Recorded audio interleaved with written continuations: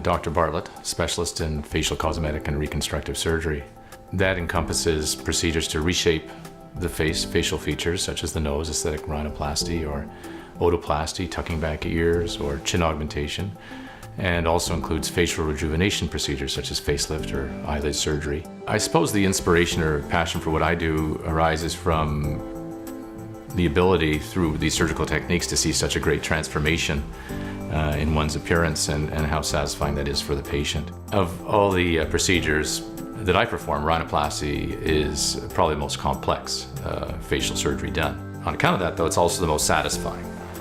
It's technically challenging, yet very satisfying. There's so many different ways or different techniques that can be employed, and it's that combination of precision and artistry that is so appealing as a surgeon and so satisfying as a surgeon. The nose is the most defining feature of the face, and people may inherit a bump or have a wide tip or what they feel is a broad tip, or may have had trauma to the nose. Regardless, through safe and reliable techniques, make a great transformation, a nose that is straight, refined, and more in balance with the rest of one's facial features. The whole process begins, of course, before surgery, a visit to the office, and with that initial consultation, we'll go through what your expectations are. Multiple pictures are taken, different angles, and then those are put on the computer, and with software we can illustrate what the changes could be with surgery, whether it be removing a bump or making a smaller or narrower tip or both, or narrowing the base of the nose, etc.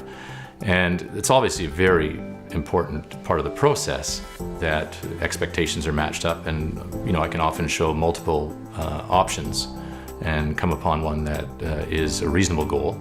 At times one may want someone else's nose, and that may or may not be possible. I mean, we're trying to really get the best result for you. Obviously, if you look across the spectrum of society, you see so many different noses, all of which are aesthetically pleasing. So we're really trying to get the best nose for our patients. Surgery is typically done as a daycare procedure at a private facility in Vancouver. Surgery takes anywhere from 1 to 2 hours, sometimes longer in the more complex cases. It can be done under local anesthetic with sedation or under general anesthetic. Afterwards, it will usually be a cast on the nose, and that comes off a week later. And most people can return to work within 7 to 10 days.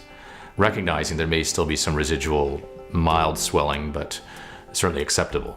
My most favorite meeting with the patient is 1 week after surgery, when you can already see these changes, the bump's gone, nose is smaller, etc. And then there's further evolution of those changes over a year, but at 1 week, very acceptable to go out and do most things. Facelift is another popular procedure, or eyelid surgery. In fact, eyelid surgery, it's a very short procedure, just removing excess skin from the eyelids, and often has the most transformative effect in terms of a rejuvenative procedure.